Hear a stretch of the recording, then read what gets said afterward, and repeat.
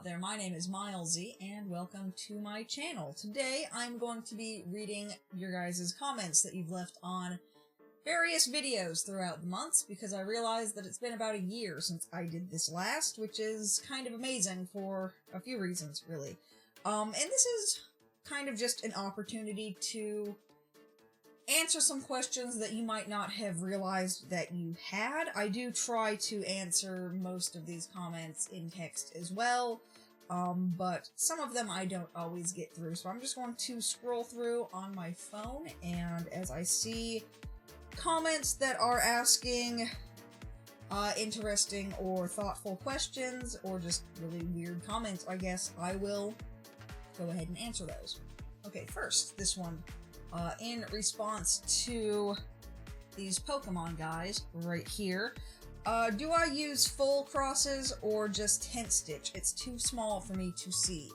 On anything that's a sprite or just basically not full coverage, I do full crosses on, just because tent stitch looks really weird around the edges if you're trying to do something that's not a complete square. Generally, I save tent stitch for full coverage pieces, just because that's where I really want to save the most time. What is the Flosstube in the title? I see it on multiple channels. Is it something you are partnered with, or is it just to add to your title? So the Flosstube is just kind of a keyword that helps people searching know what they're getting into. It's kind of like how way back in the day people would put Let's Play in the title of their gaming videos, and it's just kind of one of those markers. It's a search word, it's a keyword, it's a key phrase. Basically, it just helps our videos get found a little bit more easily, and lets the viewer know what they're in for when they find the video. It's just kind of a little marker, I guess. It doesn't really mean anything too specific. I just stitched a Bulbasaur yesterday on 20 count white Ada 1/1, and seeing your fabric lets me think of redoing it on one of your beautiful colored fabrics. Well, thank you, I'm glad you think it's beautiful. Question though, where can I order it? I no longer sell my fabric. I used to, but I actually closed that shop down way back in December, just because it was becoming a stress machine, I think is the best way of putting it. These days, any fabric that I have is for my own use, for things that go on the channel, for commissions, other things like that, but I don't sell the fabric or the floss at all anymore, with very few exceptions. There have been a few exceptions here and there over the last year, but, as far as bulk sales go, that isn't a thing anymore, unfortunately. Sorry. Another one regarding these Pokemon pieces that I've been doing, about how long does something like this size actually take you? It takes me years to finish cross-stitch projects. The Pokemon pieces in particular typically would take about 5 or 6 hours, and at the beginning of the year I was even kind of toying with this counter that I would put up in the corner of the videos, but it was just becoming a tremendously huge pain in the ass, so I got rid of it. But those ones, the Pokemon, are about 5 or 6 hours. A couple of them have been smaller. But some of the bigger pieces can range more than 100 hours. And that's just on the video timestamps. That's not counting the time that I take to change out the floss or tear out knots or anything like that. It's just active stitching time. I'm not really sure how much time I put into something altogether from conception to actually finishing it. Where do you buy your needle minders? I don't actually buy them. I kind of make them. I have a partnership with Portland Button Works, which is a local company owned by a very lovely woman named Alex, and I will put all of her information down in the description below. But I design them, and then I send the design off to Alex, and then she turns them into pinless pinback buttons. The pin is pretty useless to me, so we just skip that step, and then I take those button caps and I turn them into the needle minders. And there are actually 2 different ways that you can get them if you want them. Patrons get 4 needle minders on their first month, and then you get 1 every month after that. Or if you don't want to deal with a subscription service, you can buy them individually, and there's a link for both of those down below as well. So this next question is really long, but I'm going to boil it basically down to its essence. This person has only done cross stitch on 14 count Ada, but their pattern calls for 28 count. So they're asking how you grid if you're trying to stitch over 2. In that case, you would grid every 20 squares instead of every 10, and then stitch every other hole. I've actually done a video on this, and I will put it in an annotation somewhere. I'll link it down below. Yeah, stitching over 1 and stitching over 2 are really difficult to explain without a physical demonstration, so if you're curious about that or you're a little stuck, there is a link for that down below as well. So this one's 2 questions. When you finish, do you always use the fishtail technique, or is there any other? And also, I don't have a frame, so I work by hand. Should I start my project from the top or from the bottom, or is it the same thing? For the first question, I assume you mean using that little tail and just burying it under the floss, what I've already done. That's typically what I do. My backs are usually a disaster, but I don't care. There's another way that I've kind of toyed with, where it's not quite a pin stitch, although the pin stitch does work for Ada. I've found it doesn't really work once you get above 18 count though. But you can use the pin stitch, or there's another way that I've tried that's very similar, but it works on higher counts, where you take your tail and you kind of pull it out a few dozen stitches, and then you pull it through the top, and then you kind of stitch over it on the back. It's really difficult to explain. I'll probably do a video on it. I need to do some more research and see if there's actually a name for it, or if it's just something I've invented through laziness. I don't do it that very often, but the little amount that I have done with it, I like a lot. It does kind of have its own issues though, but I'll probably do a video on that eventually. Regarding Thread Heaven, how do you use it? So like I said in my little budget Thread Heaven video, that's what I use, just these little budget pots here of swimmer's earplugs and contact lens cases. But you have your kind of goop in there, your little silicone goop, and really all you do is you take your thread and you put it in between your thumb and the silicone goop, and you just run it right through, and it will coat your thread. It gives it kind of a waxy coating, it keeps it from fraying, it keeps it from tangling. I really like it for metallic floss. I don't tend to use it with the cotton though. But it's just kind of a nice little way of making your floss behave a little bit better. Hi, unfortunately I can't find many stretcher bars here in Mexico, mostly hoops. My question is, if my work is bigger than the hoop, will I ruin the work if I move it around to the next section? Also, how do you end the work so there isn't too much floss left? So no, moving the hoop around will not in and of itself damage your project. What damages the project is when you leave the hoop too tight or too long in one spot. Then it can kind of warp and pull the fabric in a way that you might not want it to.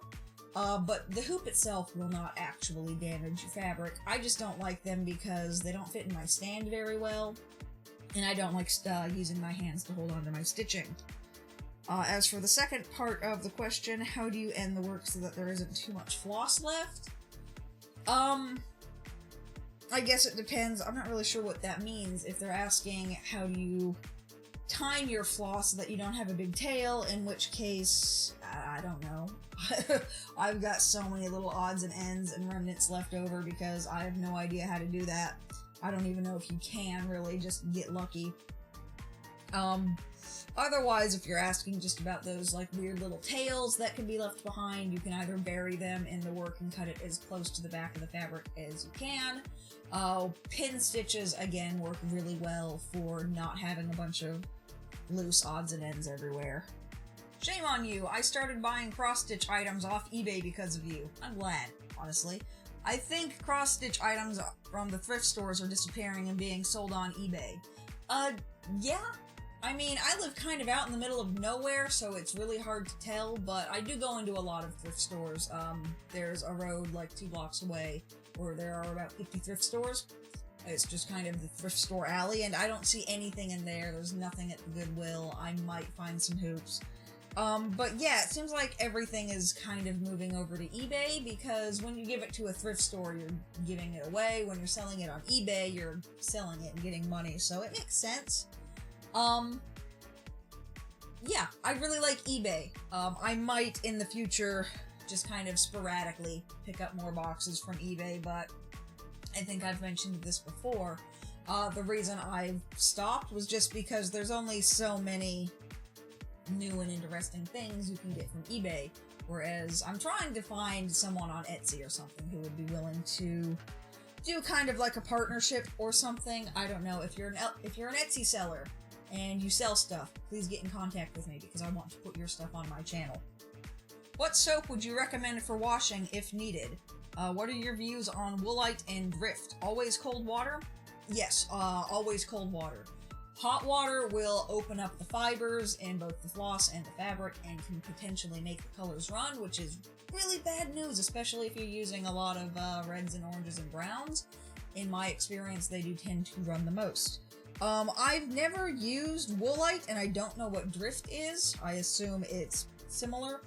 I just recommend, like, Dawn, or even some hand soap. You don't really want anything too tough. Just something that can get the oils out, because when you're working on something, the oils from your hands will get on your fabric, and that's not very nice.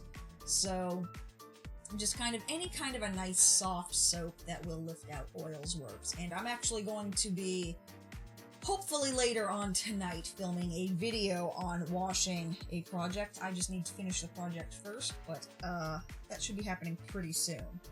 So regarding gridding your fabric, how does the filament pull out? Does it bunch the fabric up? Can you use fishing line as well too? Fishing line is what I use. And it's over on the other side of the room because I needed that box for some of the other stuff that was in it. But yeah, it just pulls right out. It doesn't grab onto anything because it's a nice, really soft, plasticky kind of material. It's not going to get caught up in the fabric. You can use floss, but every time I've tried to use floss, I have had an issue where I have stitched through it and then I couldn't pull my gridding out. So I do actually really like to use fishing line for it, which is just another way of saying filament. Getting called out here. Did you end up doing your video on counterfeit DMC? No, I did not. I will film that this week. I've been meaning to. I've even got some of it sitting around here. It just is a video that fell through the cracks, so thank you for that reminder. Can I dye my white threads to other colors with marker or natural dyes like turmeric, since I can't spend too much money on threads that I won't use too much? So there's a difference between pigments, dyes, and inks, and basically it just has to do with how they interact with the thing that you're using them with. Markers are inks. They don't really want to dye something, and most markers are water-based, which means that no matter what you do, they won't be permanent. You'll have to get an alcohol-based marker, so like a Sharpie or a Prismacolor, and then there's a way to do it. I might actually do a video on these, because it is viable, but I think it's even more expensive to use markers, because alcohol-based markers are a little bit more expensive to begin with, and then you have to take apart the marker, you have to take out the ink cartridge from the marker, and then pretty much steep it in alcohol. You want 90% alcohol typically. You can get the 70%, but it's not as good. And basically, you'll want like a whole bunch of your markers, and then you'll get a little amount of dye, so it winds up being extremely expensive. The only thing I've ever really seen marker dye used for in any kind of a decent way, I guess, is for people who are trying to dye synthetic things that do costuming. Like, dyeing synthetic fur is almost impossible. So people will use Sharpies and alcohol and then spray their ink, because it's not dye. They'll spray the permanent ink onto their fake fur, and that's the best way to do it. I really would not recommend using markers to dye floss, just because it's so expensive. Like, you would think that it would be cheaper, but it's not, just because you need the expensive markers to do it, and then you need a lot of markers to do it. But natural dyes, like turmeric, yes, you can absolutely use those. I would actually love to do some more natural dyes. I've done it in the past and they get really cool results. You just need to follow the typical instructions. You need a mordant for natural dyes, a lot more than you need a mordant for synthetic dyes. And every different dye that you need, or that you might want to use, needs a different mordant. So you'll really want to look into the thing that you're wanting to dye with. I don't know if that made any sense, but basically I use RIT because it's the easiest and the cheapest option out there. My crosses look the same because I am a lefty. We were talking about this on stream the other night. I have no idea where this comes from, that crosses go one way or another depending on which hand you use. Because depending on which way I'm stitching, if I'm stitching in hand, I stitch right-handed. If I'm stitching in my stand, I stitch left-handed. And I don't know, I've never noticed that my crosses go different directions. It just kind of goes in a direction that makes sense to me, I guess? I don't know. So what do you do with all of your pieces? Try to get rid of them. I have a giant bucket over on the other side of the room, just full of finished pieces. I have a finished piece over here that is going to become part of a video later tonight. I've got a few hanging up in here. There's one over here. There's a whole bunch out in the living room. And there's a bunch that I have given away or sold. And I still don't know what to do with everything else. Basically, I'm drowning in finished pieces, I think, is what I'm trying to say. Regarding gridding, can pencil be used? How to remove it? Don't use pencil. Pencil is graphite, and graphite is just a very particular way of stacking carbon molecules.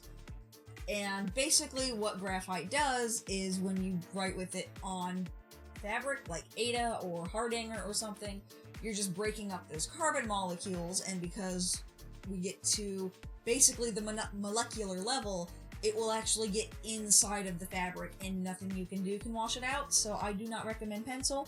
I recommend either water erasable pens that are used specifically for embroidery, or those ultra washable Crayola markers. Work really well. I've been using those too. Regarding parking, do you ever have issues with the columns showing? No, I do not. I did in one piece that the first one I ever did when I parked. And basically what I have learned over the years is that those lines that you get in a piece don't typically happen because of the way that you're stitching. They tend to happen because of tension changes in your fabric over time. Excuse me. So if you can keep your fabric at the same tension the entire time, which is one reason why I love stretcher bars so much, you will more or less eliminate those tension lines, which is why I don't tend to get them either when I park or when I go cross-country. I have been kind of toying around with scroll rods lately, so we will see how that works, because the scroll rods are a little bit of a pain in the ass to store around here, so we will see how that goes. But typically, yeah, parking or not, I only get tension lines, or those lines, tension lines is what I call them, because the tension gets screwed up somewhere. Have you thought about using plastic baggies to store your little amounts of flosses in? Usually if the floss gets too small to really be worth keeping on a bobbin, it just goes in the trash. I mean, I have an entire dresser in my closet full of floss. I'm not really hurting for floss.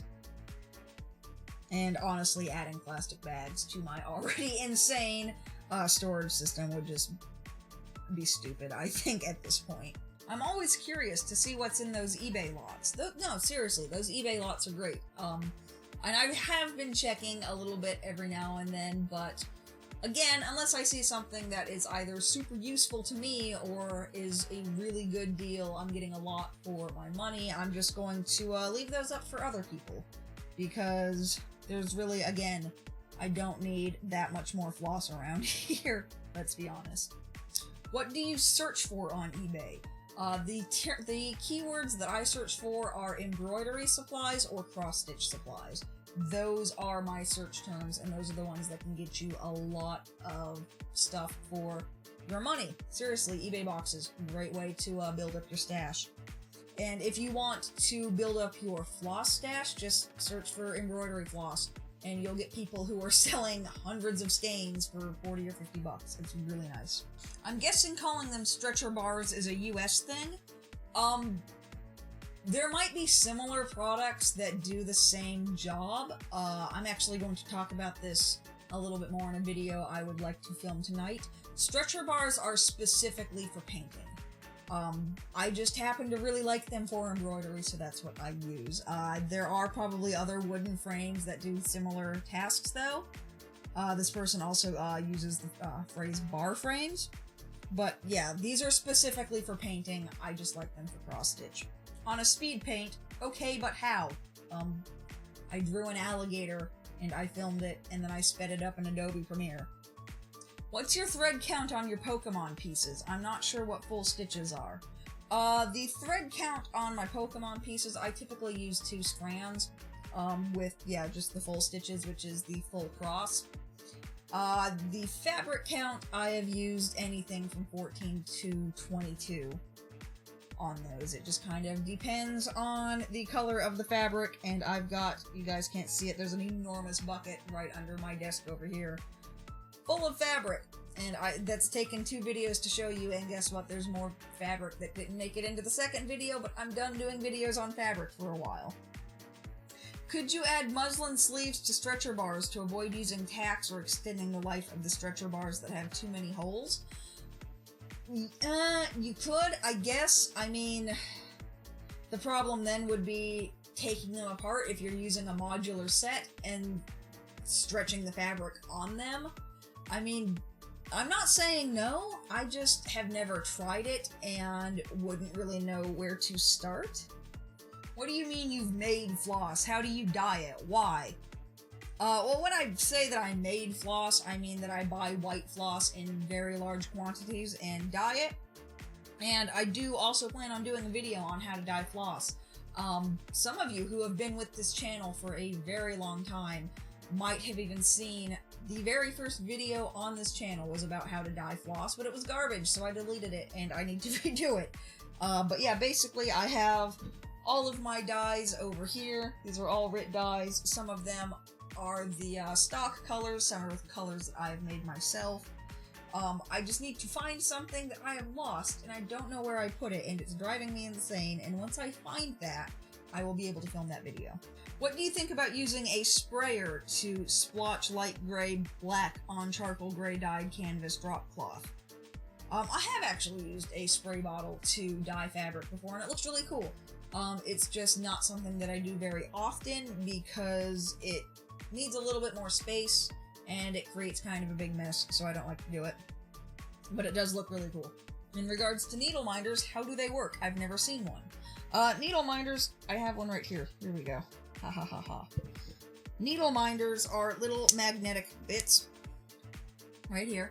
I have the magnetic cap, and let me see if I can get that so the light's not shining on it. This is from the Hauafelk Goat Farm in Iceland. I donated to their campaign a few years ago and got a cute button. And you have a magnet on one side, and then you have another magnet, and you just sandwich them around your fabric.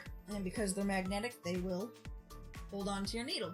And it will keep your needle from falling onto the ground and winding up in your foot or in your butt or anywhere else that you don't want a needle to be. Do I have any tips for when stitching 1/1 on doing a pin stitch? Pin stitch doesn't really work on even weave. I've said this before.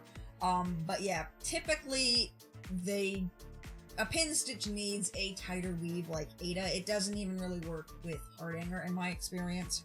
Or maybe it works for people who are better at it than I am. I don't know. But yeah, that is kind of the problem with doing 1/1 on even weave, is some stuff just doesn't work as well. What is the purpose of using a microwave when dyeing fabric? So most dyes, not all, but most dyes are heat activated, which means that they won't really get very bright and they won't become permanent until they're exposed to heat.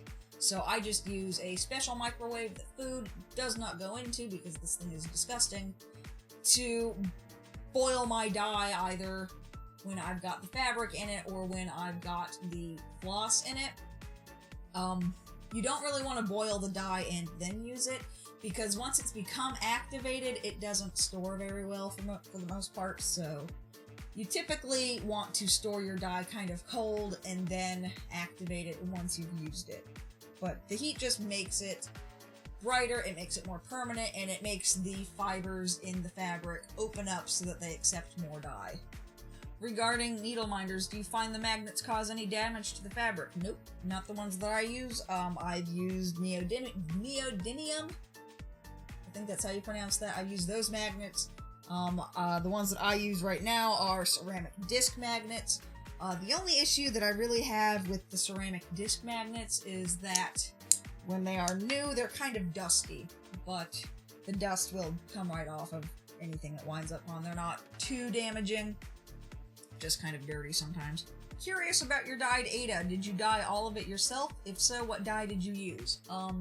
Yeah, I think at this point every piece of Ada that I have is either plain white or I have dyed or enhanced the dye that it came with, and I just use RIT.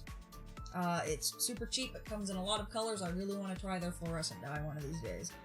Nice to know that even the experts screw up. Well, I don't think I'm an expert. Thank you for thinking that I am. I just kind of, I don't know, spend way too much time on my hobby.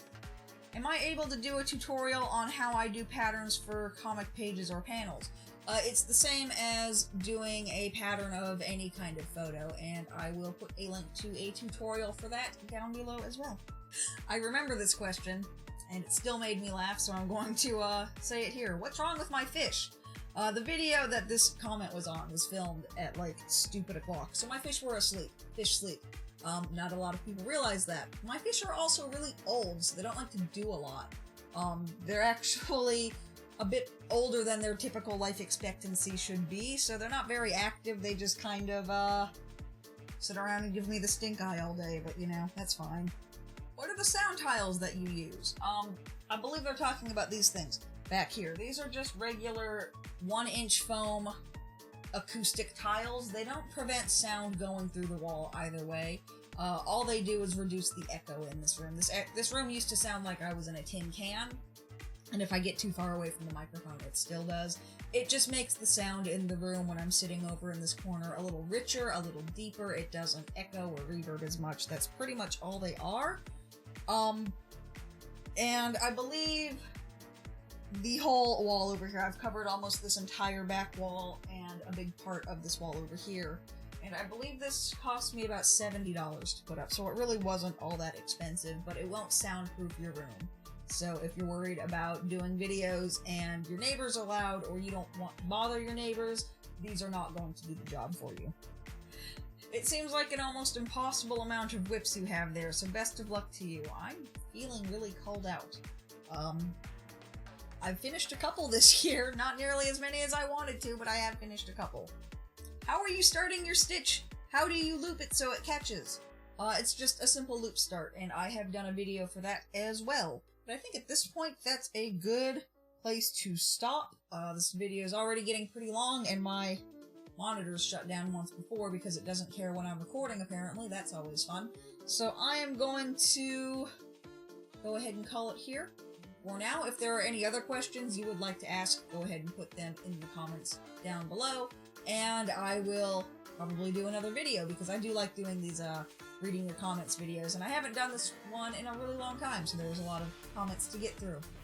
But I am going to go ahead and take off and edit up this video. You guys will be seeing it tomorrow, so thank you guys so much for watching. Thank you for liking, commenting, subscribing, all that fun stuff, and I will see you next time. Bye!